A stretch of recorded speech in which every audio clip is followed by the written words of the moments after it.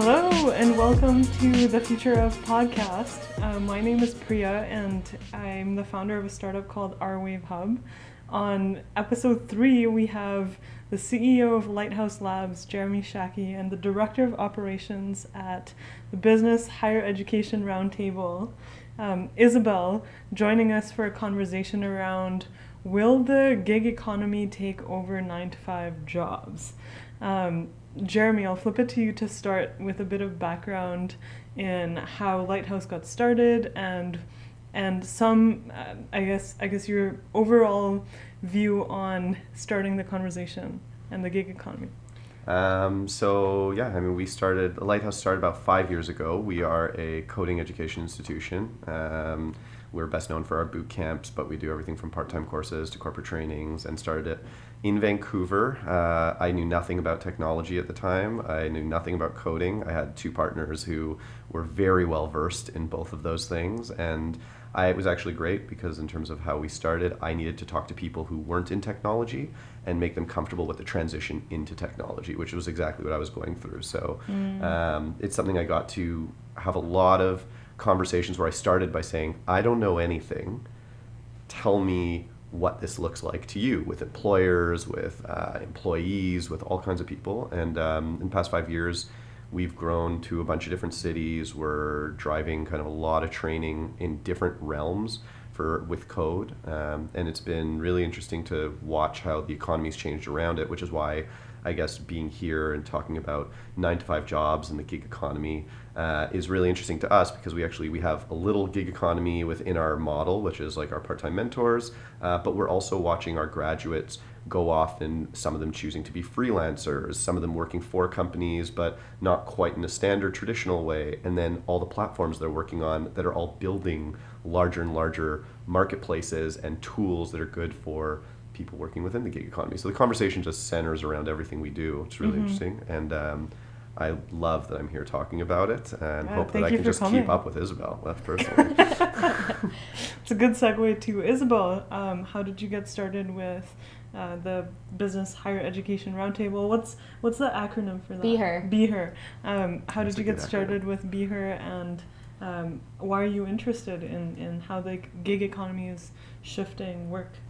Yeah, I think this is actually going to be a really interesting conversation. We had such a great pre-call about it, and it's going to be really exciting. There are some points that we agree on and some points that I think are going to get into a little bit of a discussion or debate, so hopefully we're not too boring. We're generally not boring people, so hopefully it just comes across well in this medium. Speak for yourself. In terms of what we do at BHER, so our members are the CEOs of about 15 of Canada's largest companies and university and college presidents. We were founded by a membership organization called the Business Council of Canada, whose members are CEOs from about 150 of Canada's largest businesses. So our roots are really business driven, but focused on what are the skills that young Canadians in particular, need in the 21st century, and maybe even the 22nd century if we stick around long enough for that, which I'm hoping we do. But those kinds of conversations are, okay, what are the skills? How is the world of work changing? And also, what is the policy implication for this? So I'm really excited to maybe have some conversations about, what's the role of the federal government when it comes to regulating the gig economy? What are the opportunities in terms of the broader economic impact about some of these trends? And how is this affecting individuals participating in the economy by gender, by racial or ethnic background, by geography? I think that we could probably talk about this for 10 hours. Might not be super interesting for every listener, but there's just so much that I think we can contribute to the conversation. Yeah, I'm super pumped. And let's start maybe a bit broader and take a step back on what is the gig economy, right? And what is the opportunity that we've seen historically and where we're headed? Isabelle, do you want to start? Yeah, and when we were both welcomed on this podcast, I know that Jeremy and I put some time into thinking about it, and I think for me it'll be understanding, okay, what's the difference between the gig economy and and how does that compare to being self-employed, right? So what's the difference between maybe working for TaskRabbit and Uber versus being an independent contractor who's sourcing a whole bunch of contracts because you're a writer and you work for a whole bunch of different publications versus, a traditional handyman. So I still don't know what that spectrum looks like, but Jeremy, what do you? I mean, I know exactly what it looks. No, I'm joking. It's I feel like I think we're only at the beginning of trying to separate out what the gig economy actually is. I think it's only been recent, even people weren't thinking about the data scientists or the developers that were joining the gig economy. Everyone first thinks about Uber and Lyft and delivery groups and so on. And actually just that one category separation actually looks like a very different thing, right? You're totally different parameters. People are being paid much better on one side. The kind of marketplaces that are being built are completely different. The self-employed side I'm fascinated by, because I do agree at some point these are two different things, being self-employed and being part of the gig economy, or at least they're not mutually exclusive, I guess. You can be both, but I think they get blended in. And I think as we see bigger and bigger gig economy builds, we're going to start finding bigger and bigger differences between what we're looking at here, because I think it's just a catch-all term right now. Yeah, Right. and maybe when I think about differentiating it, maybe it's the role of the platform, the ability for an individual to set their own prices. So an independent contractor is able to set their own prices and negotiate their own wages, whereas somebody working through a platform is tied to... Is given those, right? Yeah. They're given parameters around, like, specific, for example, Uber. Like, you don't have Uber drivers charging you what they want, right? Like, it's a mandated through the marketplace fare. Yeah. That's true. I mean, so does it really come down to there's a marketplace, and thus you're part of the gig economy because there's somewhere to find it? So as a regular It's a handyman, when I was centralized, when I was like a 10-year-old kid and walking around knocking on doors and saying, "Can I mow your lawn for $5 right now?" Was I part of that? Does that not count in terms of how you set these kind of things up as one-off tasks that you do for money? Oh, is it? I'm not sure, to be honest, when I look at this stuff. So to preface the conversation, I pulled up a definition off of Google, and maybe that's Nice. that's a good start for us to dive into even a little bit about the history of the gig economy, because this isn't new, right? Like right now, the phrase gig economy is sort of new in how we're approaching or understanding these types of jobs, but these types of jobs have always existed. So quickly, just reading out the definition, here it says the gig economy is a free market system where temporary positions are common and organizations contract with independent workers for short-term engagements, which kind of summarizes what we said, right? What would you say, or where do you think the nature or the type of work that the gig economy exists within today started with? Yeah. So, I mean, we can go like super far back if we go, pre-industrial revolution, around the time of the Industrial Revolution, when you're looking at piecemeal work, which is when folks would take work into their houses, families of all sizes, and work on small tasks to send out back to their employer. So often sewing or needlework or things done in really close conditions by candlelight. Like that's an example of the gig economy. But I also think if we look at domestic labor, particularly cleaning, cleaning services, primarily women, lower class women, racialized women going in, having individual clients going in, cleaning houses, like that's a pretty traditional, long-standing, self-employed, participating in this kind of marketplace. Mm-hmm. So what do you think brings on, is it just technology that brought on this conversation around the word gig economy?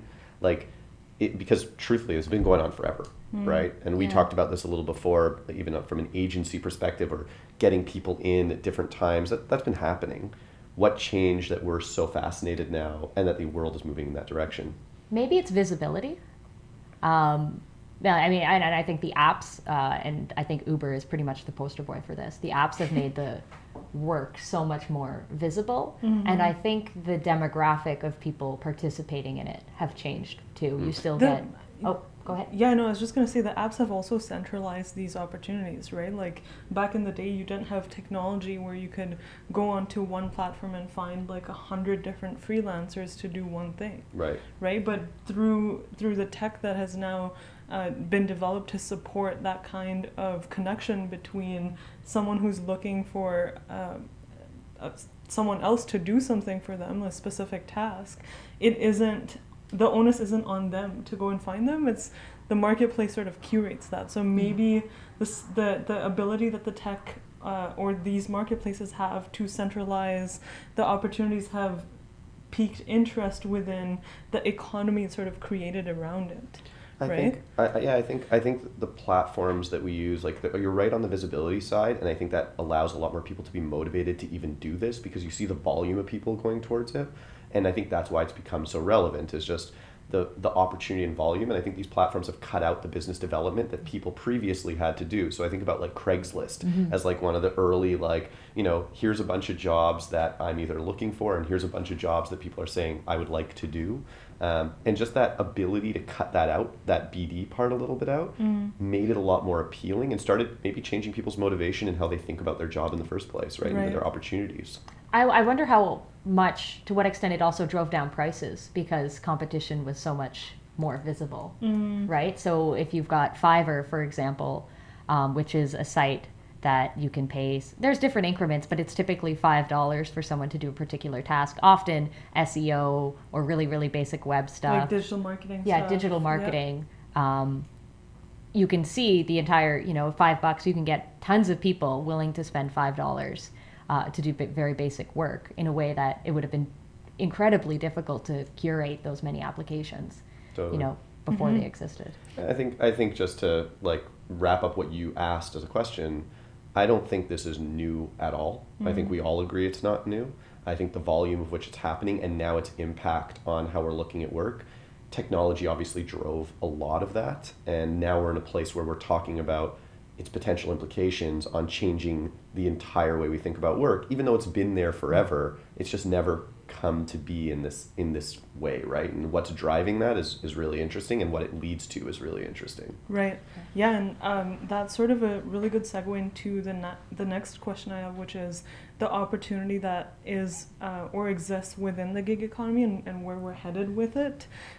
There's a cool stat that I read in preparing for this podcast where it was something around 43% of the American or the United States workforce is going to be driven through the gig economy, right? Or made up by the gig economy.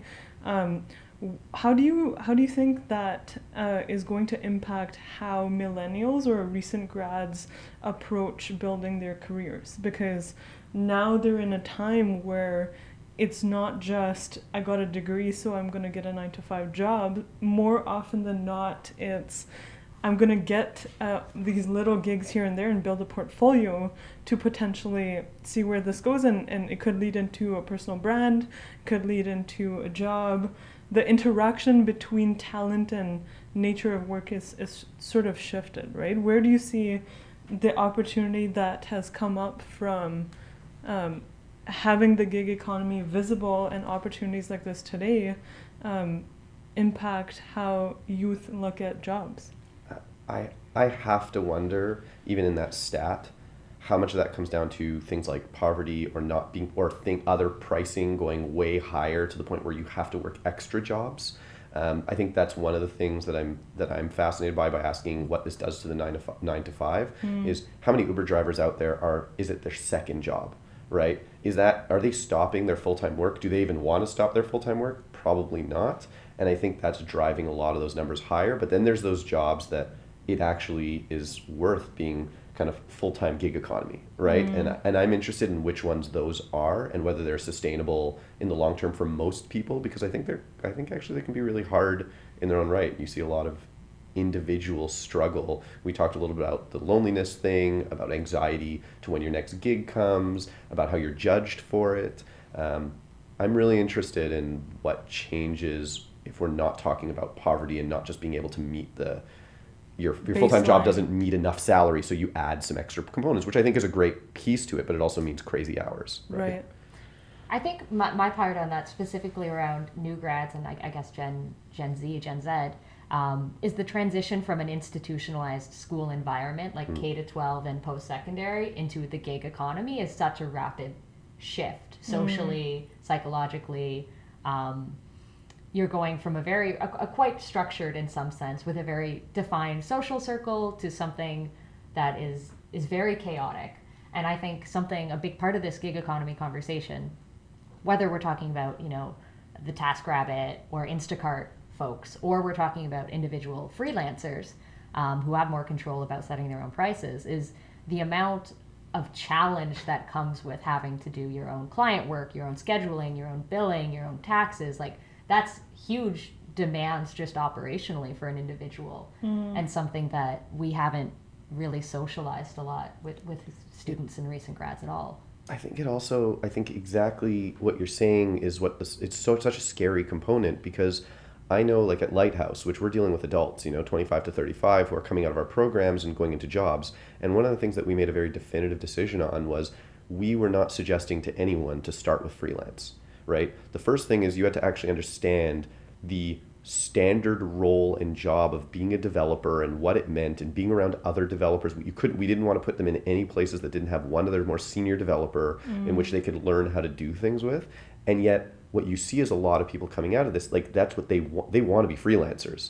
And I think kids are, like, people coming out of university or high school or whatever, this independence and freedom thing and creating your own schedule sounds amazing. It's like the first time you get to university. And what happens to people in their first year of university? They often crash and burn because they weren't ready for the independence in the first place. And I think, so figuring out how to help people structure their lives when they're working, and you see that in the people who are good at gig economy, they actually have, or good at doing gigs, they have quite a big structure and routine that they put in place. And I don't know that I don't know if you haven't worked a job, if you know exactly what you're going to need to do there. And maybe that's okay. Maybe you just learn on the go and that's fine. But I think there's something a little bit scary about how many people would choose it at first, but not know how to actually handle it properly and what it requires. Right. It's a security versus freedom thing almost, right? Like, are millennials more attracted to having leadership over their own time, or versus the choice of getting a 9 to 5 and all the benefits that come with that? But right. Another thought was just quickly the ageism side or ageism perspective of this, because in the stereotypical paradigm of work, there is a certain lifetime at which you stop working, right, and you're retired, right? But I also read that a high percentage of Uber drivers and Airbnb hosts are seniors, right? Because they're retired, they just like have time for it, it's fun, right? And extra cash flow, why not? How do you see the role of the gig economy in sort of shifting the ageism perspective with work? Yeah, that's a great point, and I think about it too. When I was asking friends about their experiences working in the gig economy, and or interacting either as independent contractors, or where they saw themselves, if they were independent contractors, did they identify as being part of the gig economy? And someone I know who's really awesome working at an engineering consultancy said there's a lot of retired engineers who just work as consultants now, and that's something I've seen actually significantly in my field as well. We work with a number of consultants, some of them who are very, very experienced, have finished their formalized portion of their work and are, looking to keep engaged and excited, and then they have a wealth of experience to give back. Right. I don't even know how to control my thoughts on this. I love this subject because it's such a broad, like, the age thing also factors. There's so many other variables that factor in. People are living longer. Their RSPs and retirement funds aren't quite enough, and we said before, the top up of your job or the top up of needing additional income is really interesting from the gig economy. It actually offers a lot of different opportunities, and this is a great one. Like, now you're 65, if we're seeing a lot of people go till 90 easy, and yeah, that's a long time to not do anything, but you don't want to have a full-time job. You want to enjoy your freedom. So those are some of like the most positive aspects that are actually just feeding from like some of the other variables that are changing in our society. And this is actually, it's a great bridge, right? It helps us figure things out where some people can make money and jump in when they want and do things that they're passionate about, like choose. The idea of choice is very predominant amongst those people. But then there's the whole other subject, which is like the full-time workers and full-time gig economy, which is, I think, a different beast. But the ageism aspect is probably actually one of the best things. I haven't really given it more thought than this, but it's probably one of the best things that's happening for older people, especially if they can use the technology, right? Which is probably the hardest part. Yeah. Right. And I think that really goes back to how much choice does an individual have to participate in the gig economy? Are they doing this and are they excited about it and are they finding meaning in it? Are they being compensated fairly? Are they able to live the kind of life that they want? Or is this something that folks feel like is just how the economy is shaping, and unpredictable hours, low pay, and anxiety from not knowing how big your next paycheck is going to be is not their choice. It's just a result of broader economic forces. It's definitely a new trade-off, right? It's people going after what their choice. Choice seems to be everything at this point. Yep. And I think that choice seems to be a fair trade-off to a lot of people for the security. But I wonder, I want to see a bunch of years pass by here, and I want to see how that lack of security impacts human beings and their mental health and all of it, because I think it's one of those like lingering broader effects, whereas the instant satisfaction of doing something that you're passionate about or choice, it's like that quick dopamine, it's that quick rush. shot that makes you really happy, and there's parts, and then you tell your friends, and like how do you not get jealous when you're sitting in a job that has security but you don't love what you do all the time, and someone else is like, oh, I'm working on this thing that I chose and I'm doing it for 6 months and it's a project and then it wraps up and I'm onto something completely different and it's interesting too, and it sounds extremely appealing, right? What do you see the challenge that we're going to face with this, right? In all of this, so how it's going to affect individuals, businesses, and how, like, what government and their role is in all of this. I'm gonna just say my funny comment to it, because I'm sure Isabelle has a much stronger and better answer to this. But I was watching maybe like 2 weeks ago Crazy Rich Asians. Okay, I love that movie. It's so real. It's true. Is it? I'm from Malaysia. Crazy Rich Asians is a real thing. Okay, I'll believe you for it. But I remember at one point the mom goes, you know, like Americans, they're always pursuing happiness and always chasing that thing, and like they don't understand how to build something great, right? And like building something great is not about happiness, and like building something sustainable. And as a CEO running a company, I can tell you, people are like if I knew what I was going to be doing at 18 now, like when I was 18 years old, looking now, I'd be like, that's amazing. Like I'd be so happy in my life. How could I not be happy? But trying to build something sustainable actually is a lot of things that you do that just don't make you happy, and you're like, but I have some longer vision and I'm trying to build something and I'm sacrificing quite a lot to try and get there. Yeah.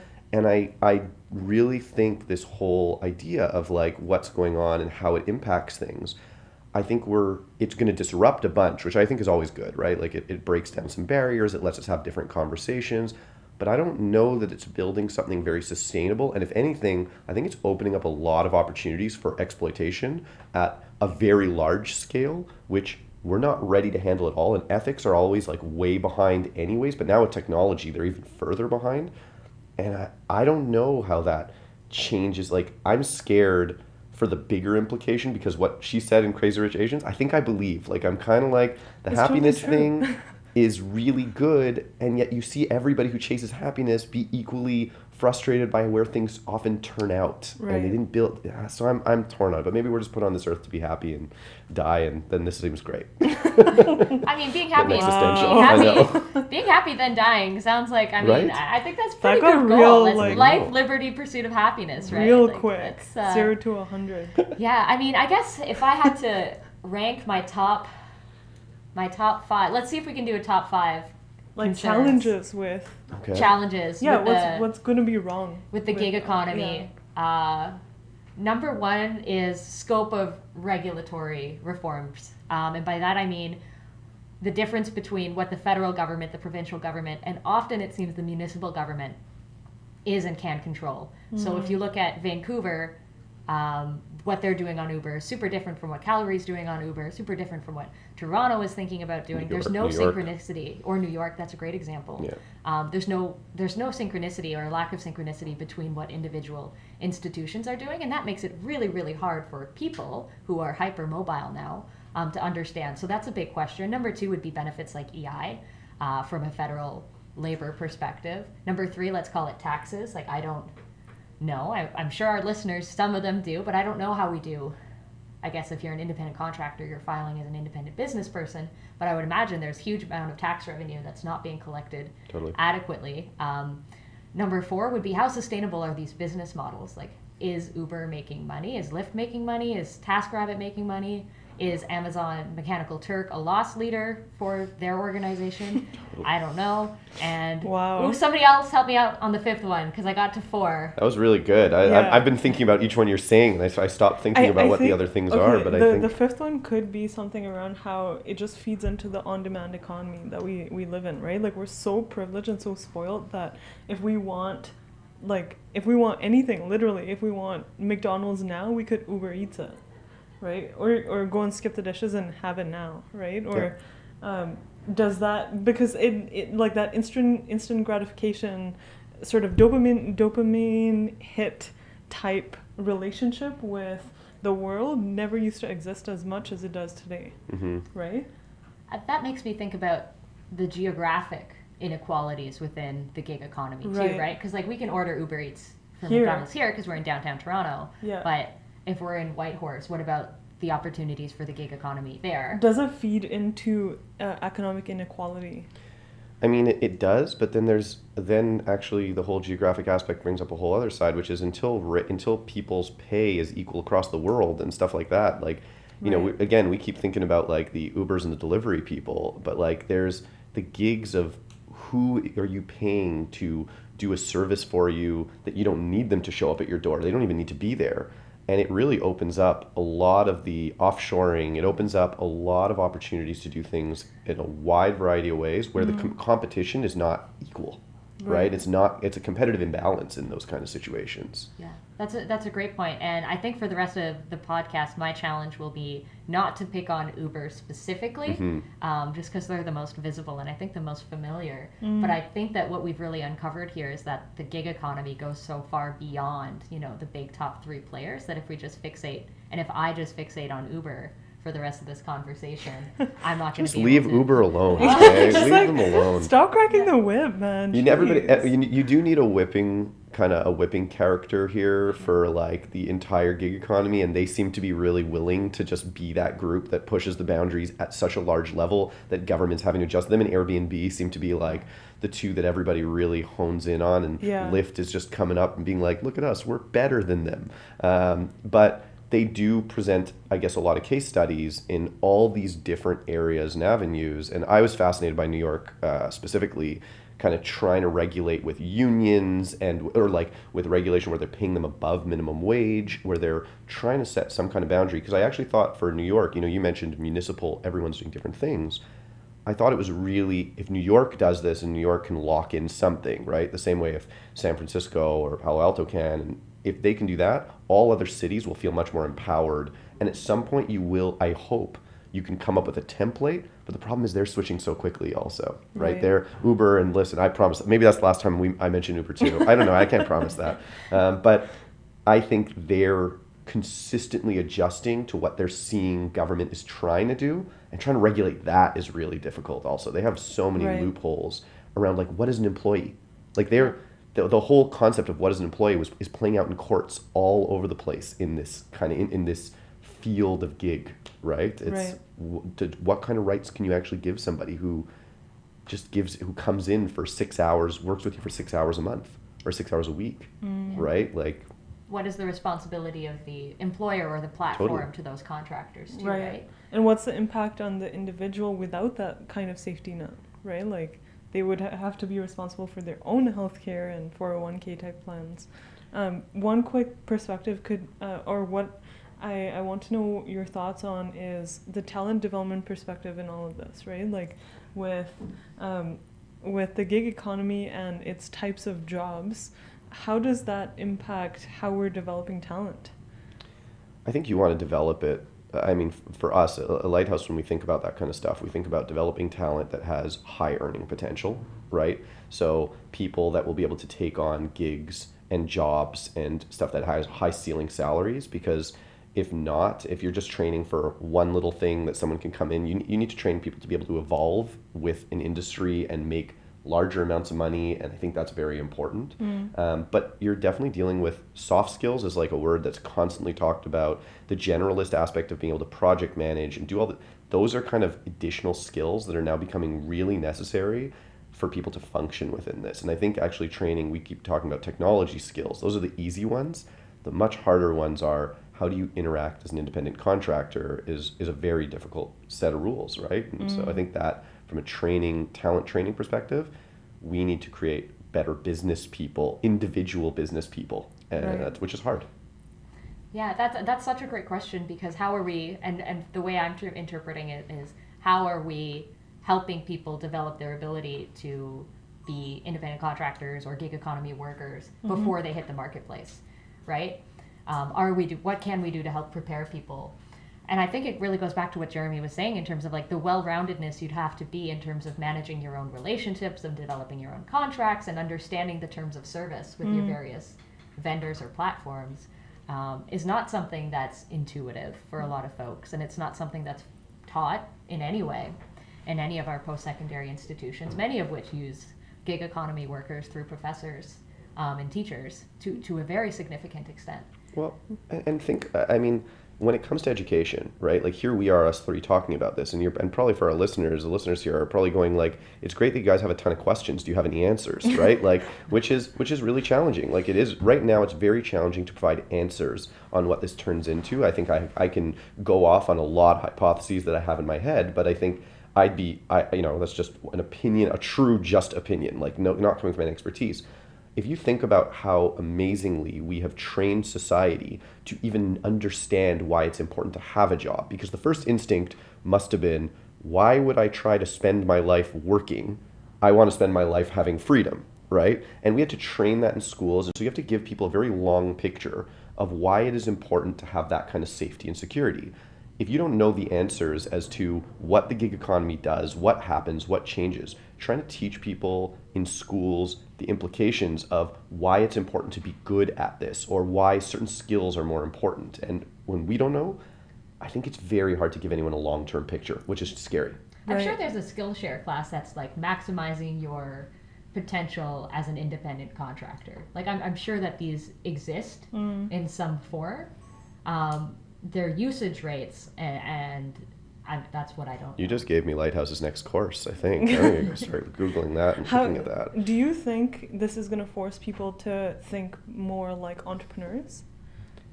I wonder if people were already starting to think a little bit more like entrepreneurs, and that's actually contributing to the boom of all of this, right? Like this idea of breaking barrier, of like not doing the norm and doing more for yourself, and why should I work for someone when I can do my own thing? Like, I'm sure that plays into why should I follow something standard, right? Entrepreneurs start with that concept, what my parents did, what is society expects of me, I'm doing it differently and I'm disrupting to some degree, is all there. But I think it might create entrepreneurs, but I think a lot of people aren't necessarily ready to be entrepreneurs. Like I can tell you, like I'm still not sure I'm ready to be an entrepreneur after 5 years of doing this, and how that affects you. And I think that's the part that I keep repeating, but I guess I'm most scared about the impact on people's mental health, because I think entrepreneurs struggle with that, and I think individual contractors struggle a lot with that. Right. Yeah, and I think there's probably a big difference between, working as a consultant after you've retired, as an expert in your field, and being someone who's working for Mopify, which is a service where it's $30 bi-weekly in Toronto. You pay somebody, they come clean your house, they swipe in, they swipe out. You never have to interact face to face. They might get 7 different houses to do in a day, and it's always somebody. If you sign up for the service, it could be somebody totally different next time, right? Like that's a very different. That's not quite an entrepreneurial experience, I would say. Right. No, it isn't at all. You're right. It's just. Is it a mindset thing, you think? The mindset thing. Because like entrepreneurs think, or the framework that people who run businesses and their sort of step 1 to 10 of thinking of things is very different from someone who works in a business, right? I think I'll answer that by saying what I think is the most positive, but also I'll leave the scary part and say just what one of the most positive things about all of this is. It's making us question and understand what work is entirely. It's literally just making us stop and our go, relationship with it. Totally. Right? What's success look like? Why do we even do we need jobs? What's a right amount of working? Why is 40 hours just the week standard? Like all these kind of questions are coming up. So from a mindset perspective, I wonder if the mindset it's actually producing is people just saying, I want to build my life, including work, to the way I want it, and then having to learn from those mistakes that don't work out and then maybe build it better, which isn't a bad thing because it's more control. It's learning more about complete control over what you're chasing and what the results are on that side. So there's something really awesome about that, because we're breaking certain shackles that we've kind of had. And I have a whole negative side of it, but maybe I'm just gonna say a positive there, because I think that actually could be really, really good for people's mindset in the long run if we're adapting to teaching people how to learn how to set themselves up for the life they actually want, right? Do you think there's a role that gender has in all of this, and the gender archetype within, or using the gender lens to look at the gig economy? Does that like shift us to an age of gender parity, or does it have no impact at all? I mean, I think that work is currently quite gendered, and I think that the gig economy is exacerbating for a lot of folks like traditional gender roles. The percentage of Lyft drivers and Uber drivers, damn it, Uber, Lyft drivers, let's say I've had who are male over female, and like maybe that's the rate of car ownership, maybe that's flex hours, maybe that's just, but highly, highly male. Whereas I'm sure that the vast majority of people working at Mopify or Maids to Go, which is another house cleaning service, are female, right? But do you think then that the gig economy is contributing to that more, or do you think it's just more resembling the problems we have, and it's just demonstrating kind of the way that things are organizing themselves right now, and that takes some, like, I don't know if it's a catalyst or it's just it's representing it as it is, right? Yeah. It seems to be a better, because employers aren't hiding behind masks of, I'm bringing on this full-time employee, just picking out gigs, and ultimately the data will show exactly who people choose where, and maybe that's a better identification of where we actually are. Yeah, I think the major concern from my perspective would be, what are the amount of protections afforded to workers within this environment? If they're independent contractors, or they're anonymous in many cases, or they're using aliases, like what level of protections can they expect from their employer and also from their customer, right? As a Lyft driver, what should you expect from your customer in terms of behavior? From Mopify, like what do you expect from your client? That is a big question, because they're not wrapped around in traditional employment protections, and there's also probably a lack of transparency when it comes to what they can and cannot. And so that I'm going to give this one to you because you said it before. I'm just kind of bringing it up now. But the whole EI, and like even for women going on mat leave, or for people who don't have full-time jobs and need to stop. I mean, you go and you're going to have a baby, right? You need to, whatever you need to do. Yes, the gig economy allows you to maybe do a couple things in between, which is nice. But the government currently is not recognizing your individual contractor status for the salaries, and you haven't been paying into any EI. That's very problematic for women in ways that for men who want to do paternity leave, absolutely. But as a person we're having a baby in about 6 weeks. Congratulations. Thank you. I just wanted to throw that on a podcast, make sure that's locked in. My wife feels good about what I talk about at work all day. Yeah. But I think for her... We'll timestamp this and then you can send it to her. That's perfect. I love it. I think for her, the first 2 months of afterwards, she just plays a much bigger role in that moment, and without EI and without that kind of stuff helping cover, our company topping up or stuff like that security, it probably hurts women more on that side than it's going to hurt men. Well, not only that, but, and I'm sure you guys have looked into this quite significantly, but my understanding is that there's only a certain amount of hours you can work while on EI without it affecting your EI eligibility. Just for people to understand, what is EI? So, I mean, employment insurance and what we're all paying into when you have a job, it's like directly taken out of your paycheck.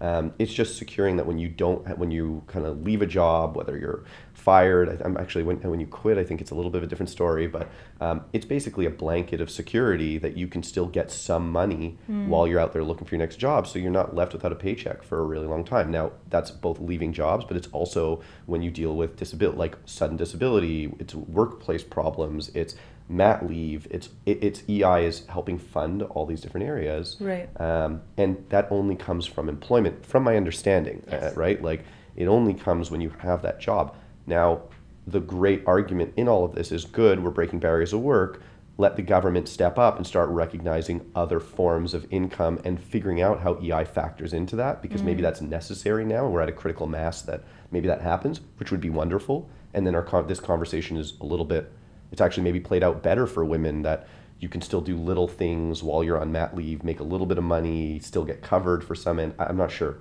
Right. Yeah. You know, that makes sense.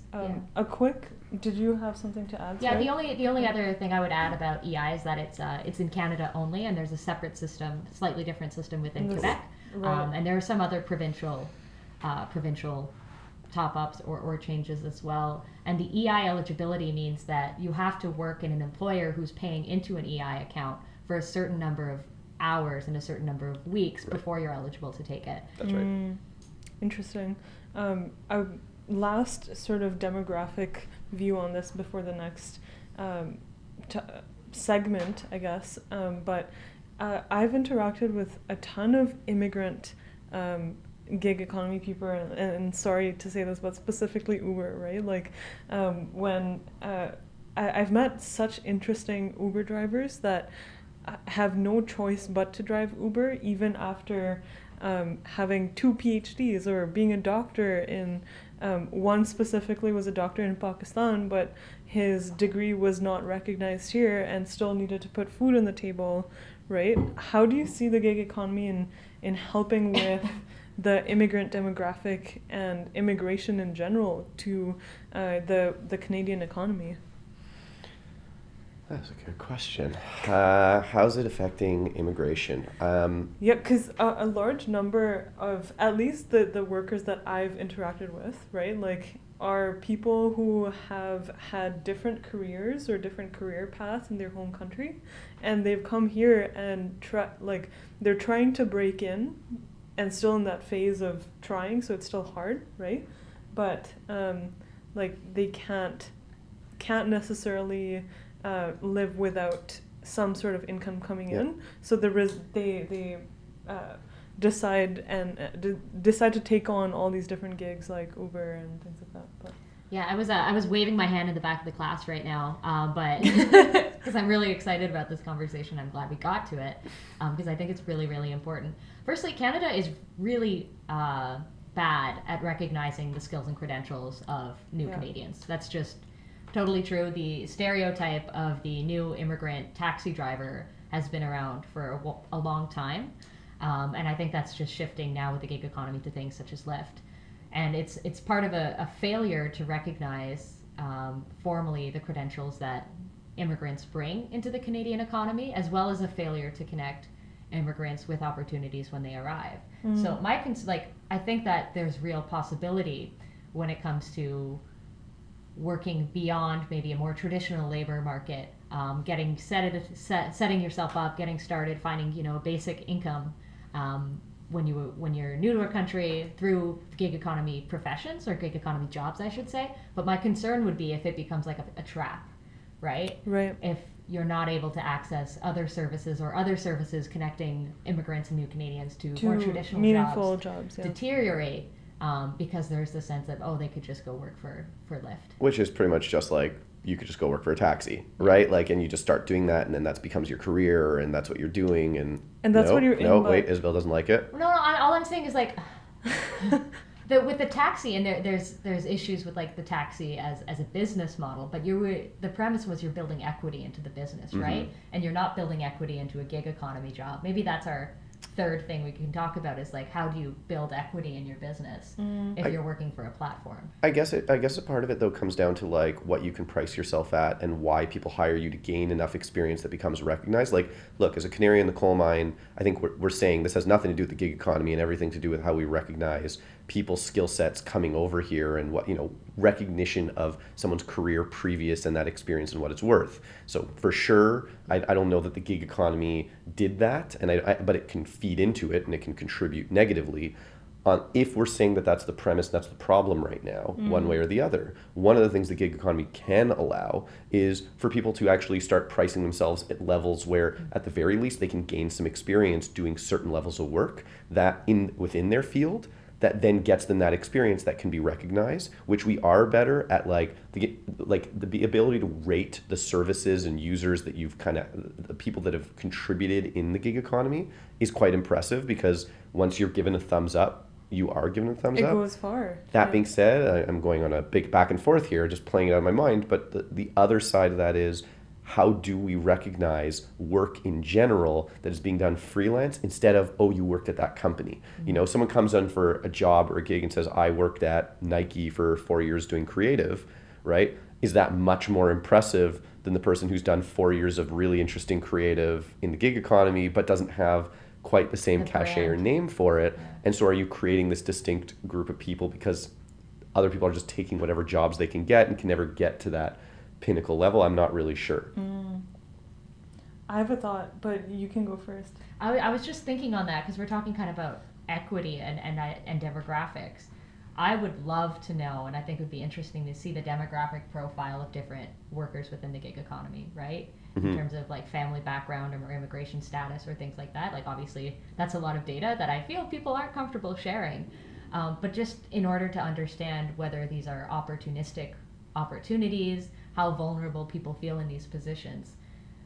But wouldn't they? Doesn't everyone feel a little vulnerable when they're doing contract work like this?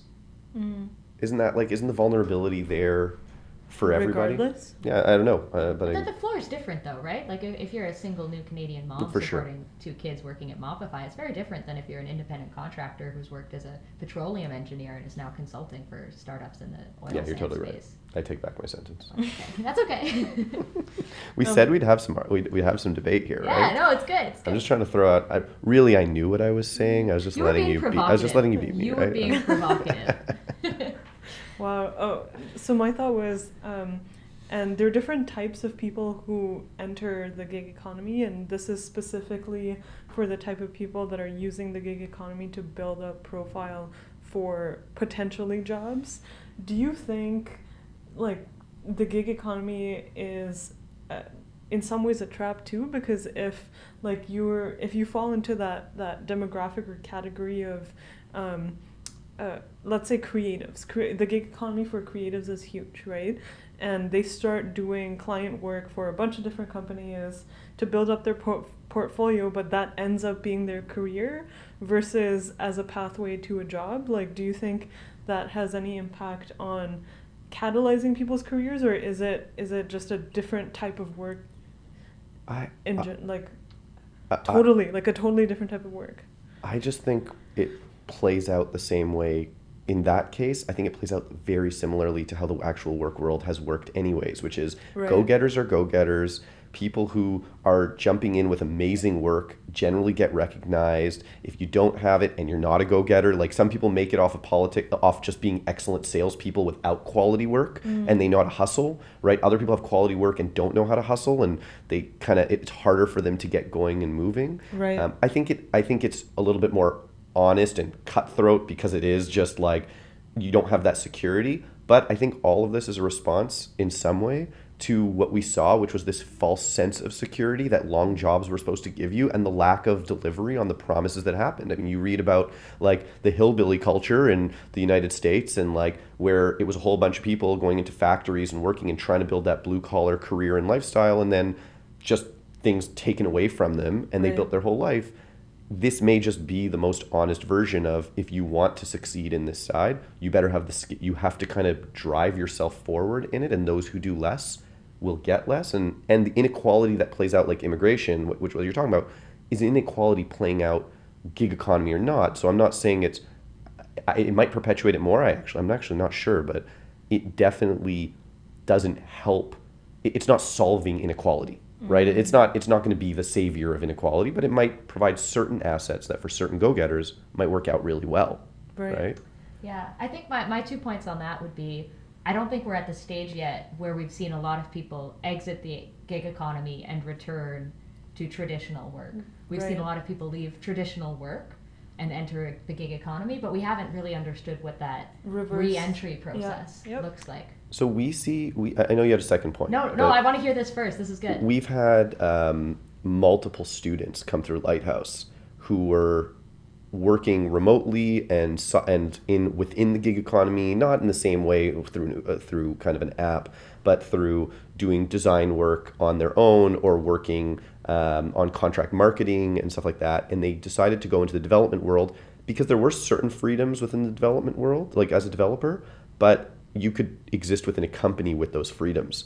Right. So I do think there is a lot of people going back and forth. And what I've seen a lot of is people kind of actually a pattern of like, they go a little bit as contractors, they take a job because they want to do that thing, then they go back to contractors. We have Lighthouse has staff, like maybe 4 staff that have at some point worked independently. And when they interviewed, they said, yeah, it's a little isolating, it's a little lonely. Yes, I like the work I was doing, but like I want to be part of a team. I want to be part of building something bigger.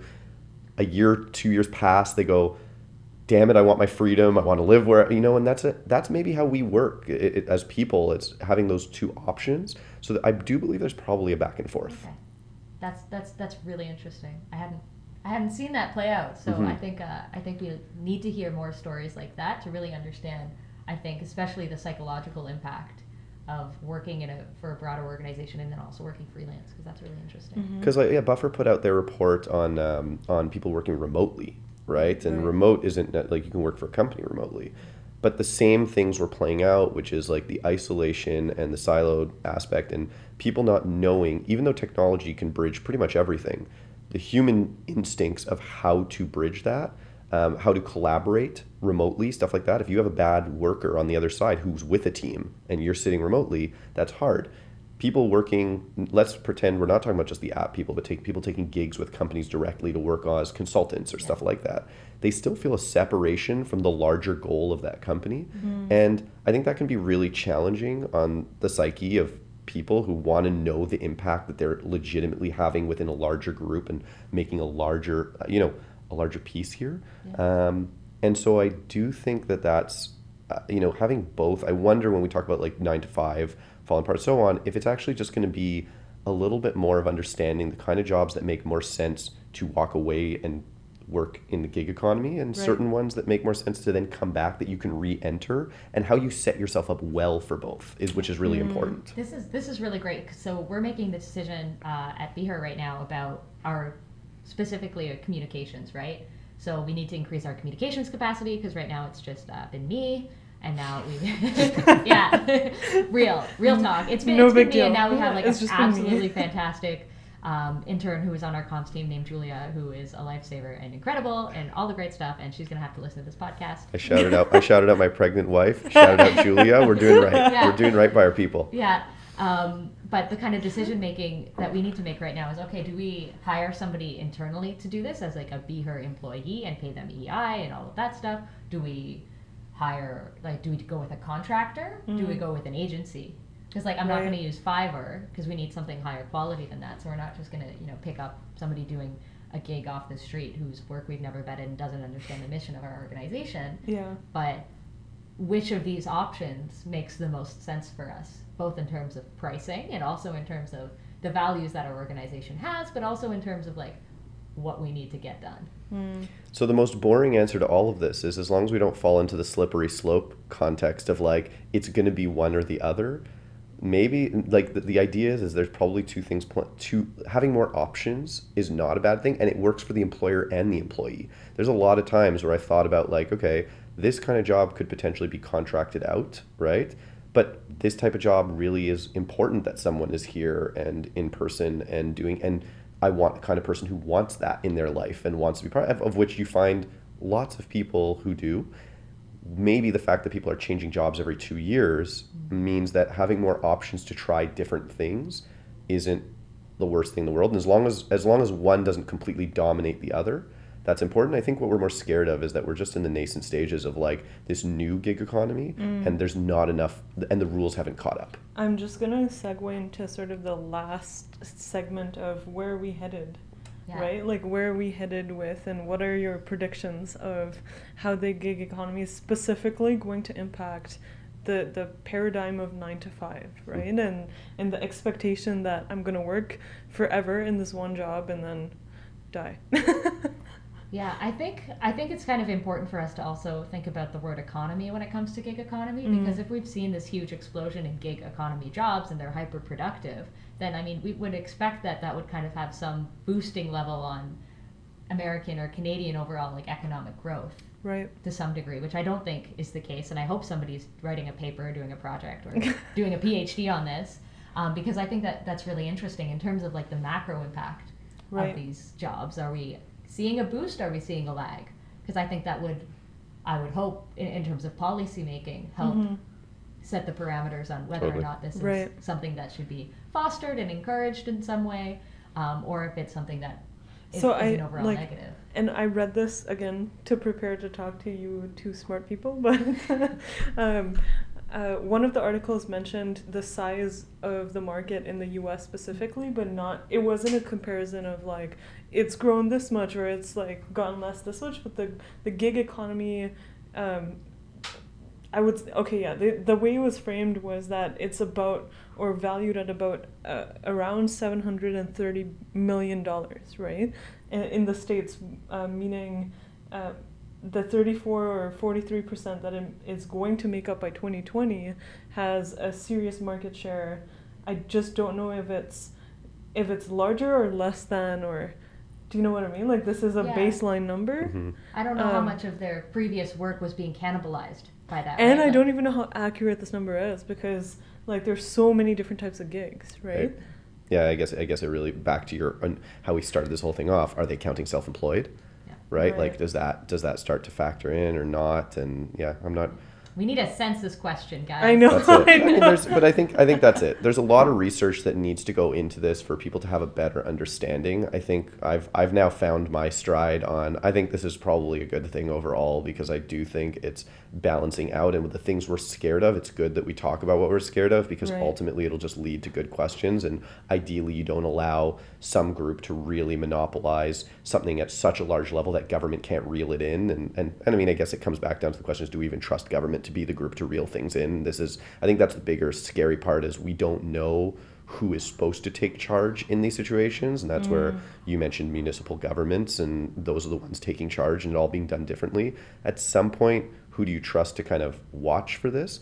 But I do think the idea of options and choices within this, in and of itself, can't be a bad thing. So it really just comes down to how we regulate it, right? And we need more information for that. Right. Yeah. And I think, if anything, this conversation has really shown to me that the problems that we're seeing as a result of the inequality, and we talked about mat leave and EI and stuff like that, those are problems that existed before 2004, before smartphones, right? Yeah. So this is just exacerbating, scaling, and making those issues more visible. So maybe our regulatory systems are not able to handle this at the current capacity, but weren't able to handle it at a smaller scale. Which is the industrial age before unions, right? And then unions formed to kind of deal with what was going on and how people were being exploited and taken advantage of. And so those things come along. You asked, though, about the 9-to-5 thing, and I do think maybe it'll start challenging. Like you see in Sweden, there was a bunch of work done on like companies only asking for 24 hours of work a week. And a week. Interesting. And the kind of work that was getting done. And because people felt